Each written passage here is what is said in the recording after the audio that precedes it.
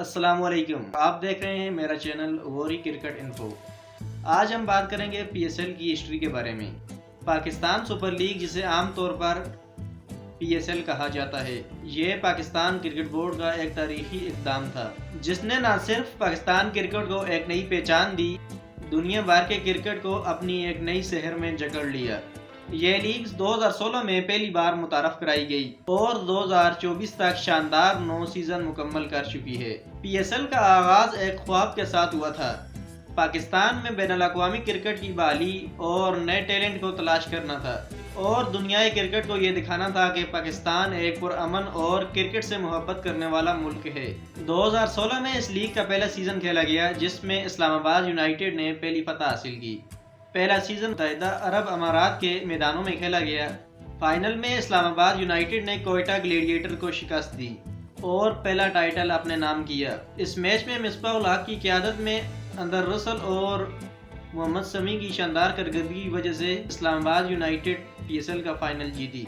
2017 یہ وہ سیزن تھا جس میں پی ایس ایل نے ایک قدم اور آگے بڑھایا۔ فائنل پاکستان کے شہر لاہور میں کھیلا گیا۔ اس میچ کے فائنل میں پشاور زلمی نے کوئٹہ گلیڈیٹرز کو شکست دی۔ ڈیرن سمیع کی کپتانی اور ہم آہنگی کی وجہ سے پشاور زلمی پہلی بار پی ایس ایل میں چیمپئن بنی۔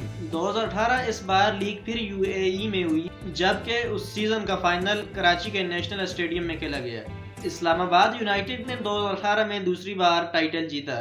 اس بار انہوں نے فائنل میں پشاور زلمی کو شکست دی اور اس سیزن میں اسلام آباد یونائیٹڈ کی کارکردگی سب سے بازی لے گئی۔ 2019 میں کوئٹہ گلیڈیٹر کا خواب پورا ہوا۔ مسلسل 3 بار پی ایس ایل کا فائنل کھیلنے والی کوئٹہ کی ٹیم اس بار فاتح رہی۔ کوئٹہ گلیڈیٹر نے فائنل میں پشاور زلمی کو شکست دی اور پہلا ٹائٹل اپنے نام کیا۔ اس سیزن میں شین واٹسن، محمد نواز اور سرفراز احمد کی کارکردگی سرفہرست رہی۔ 2020 میں کراچی کنگز کی تاج پوشی ہوئی۔ 2020 کا سیزن مکمل پاکستان میں کھیلا گیا۔ کراچی کنگ نے فائنل میں لاہور قلندر کو شکست دے کر ٹائٹل اپنے نام کیا۔ 2020 کے سیزن کے بابر اعظم بہترین بیٹر رہے۔ 2021 کے پی ایس ایل میں ملتان سلطان نے فائنل میں انٹری کی اور پہلی جیت حاصل کی۔ محمد رضوان کی کپتانی میں ملتان سلطان کی ٹیم نے بہترین کارکردگی کا مظاہرہ کیا۔